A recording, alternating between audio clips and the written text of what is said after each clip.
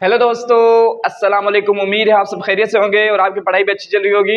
आज हम पढ़ने जा रहे हैं रिस्पायरेटरी सिस्टम। ठीक है, अब पहले हमने डाइजेस्टिव सिस्टम पढ़ा था और डाइजेस्टिव सिस्टम के अंदर ये पढ़ा था कि भाई जो हमारे लार्ज पार्टिकल हैं फूड के, वो सेल्स के अंदर दाखिल नहीं हो सकते जब तक उसकी डाइजेशन ना हो। ठीक है, मैंने आपको ये समझाया था कि भाई सेल जो होता है, सेल बहुत ही छोटा होता है और हमारा फूड मॉलिक्यूल बड़ा होता है, फूड बड़ा होता है जो हम फूड खाते हैं। ठीक है, तो अब इस फूड को हम स्मॉल स्मॉल पार्टिकल्स के अंदर डाइजेस्ट करेंगे। ठीक है, ताकि जो हमारे सेल हैं उसके अंदर ये फूड इंटर हो सके। ठीक है, अब जब हमारी डाइजेशन हो गई, फूड लार्ज पार्टिकल स्मॉल में कन्वर्ट हो गए, अब हमें एनर्जी तो नहीं मिली। ठीक है, हमारे बॉडी को एनर्जी किस तरह मिलेगी? अब वो प्रोसेस, जिस प्रोसेस के अंदर हमें एनर्जी मिलती है, उस प्रोसेस को हम कहते हैं रिस्पायरेटरी सिस्टम। ठीक है, यानी वो प्रोसेस जिस प्रोसेस के अंदर हमें एनर्जी मिलती है, उससे हम कहते हैं क्या? Respiratory system. ठीक है, अब होता इस तरह है कि रिस्पायरेटरी सिस्टम जो है वो एक रिस्पायरेटरी सिस्टम एक बायोकेमिकल प्रोसेस है, बायोकेमिकल प्रोसेस। ठीक है, इन विच जिसमें break down of food take place and we gain energy. ठीक है, यानी ये एक बायोकेमिकल प्रोसेस है।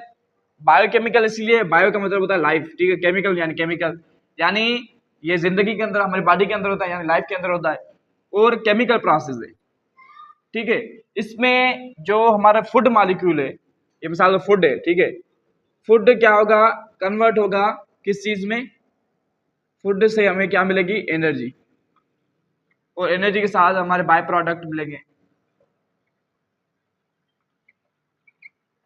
उसमें कार्बन डाइऑक्साइड, ठीक है, और वाटर, ये मिलेंगे। ठीक है, यानी हमारा फूड डाइजेस्ट यानी ब्रेक डाउन होगी फूड की, और वो कहाँ? एनर्जी में कन्वर्ट हो, एनर्जी हमें मिलेगी वहां से, और वहां से कार्बन डाइऑक्साइड और वाटर मिलेगा। ठीक है, इस प्रोसेस को हम क्या कहते हैं? Respiratory system. अब मिसाल के तौर पर हमारा फूड है ग्लूकोज।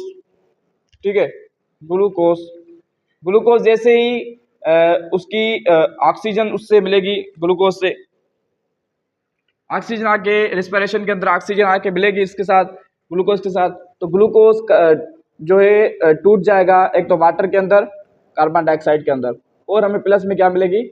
एनर्जी। ठीक है, प्लस में मिलेगी क्या? एनर्जी। अब ये प्रोसेस होता है, इस प्रोसेस को हम क्या कहते हैं? Respiratory system. ठीक है, अगर हमारे बॉडी के अंदर रिस्पिरेटरी सिस्टम नहीं होगा तो हमारे बॉडी के अंदर एनर्जी नहीं मिलेगी। यानी हम जो भागते हैं, ठीक है, दौड़ते हैं, उसके लिए एनर्जी जरूरी होती है, हम पढ़ते हैं, वहां भी एनर्जी की जरूरत होती है, वो एनर्जी नहीं मिलेगी। यानी रिस्पिरेटरी सिस्टम हमारी लाइफ के लिए बहुत ही इंपॉर्टेंट है। अगर हम रिस्पिरेटरी सिस्टम नहीं होगा तो हमारे बॉडी के अंदर एनर्जी नहीं मिलेगी और हम कोई भी काम नहीं कर सकेंगे। ठीक है, ये simple concept of respiratory system. और ये बात भी समझ लें कि रिस्पिरेटरी सिस्टम के अंदर ग्लूकोज की ब्रेकडाउन होती है। ठीक है, और ऑक्सीजन की मौजूदगी में, यानी जैसे ही फूड जैसे ही फूड जो है, मिसाल तौर कार्बोहाइड्रेट है। ठीक है, हमने पढ़ा था कि कार्बोहाइड्रेट की डाइजेशन होती है, कार्बोहाइड्रेट बहुत बड़ा मॉलिक्यूल है, कार्बोहाइड्रेट की डाइजेशन होगी तो वो किस में कन्वर्ट हो जाएगा? ग्लूकोज में। अब ग्लूकोज से हम एनर्जी किस तरह हासिल करें? एनर्जी इस प्रोसेस के, कौन से प्रोसेस? Respiratory system. जैसे ही ग्लूकोज, ये हमारा सेल है, ठीक है, सेल के अंदर जैसे ही ग्लूकोज एंटर होगा, ये ग्लूकोज और ऑक्सीजन, बाहर से ऑक्सीजन, हम सांस लेते हैं तो हम ऑक्सीजन अंदर बॉडी के अंदर डालते हैं ना, तो ऑक्सीजन आके इस ग्लूकोज से मिलेगा। ठीक है, ग्लूकोज से मिलकर फिर वहां पर इसकी ब्रेकडाउन होगी तो हमें कार्बन डाइऑक्साइड मिलेगा, प्लस वाटर मिलेगा, और उसके साथ एनर्जी हमें मिलेगी। ठीक है, इस तरह ये प्रोसेस होता है। उम्मीद है कि आपको ये बात समझ में आ गई होगी। इंशाल्लाह नेक्स्ट लेक्चर में मिलेंगे। अस्सलाम।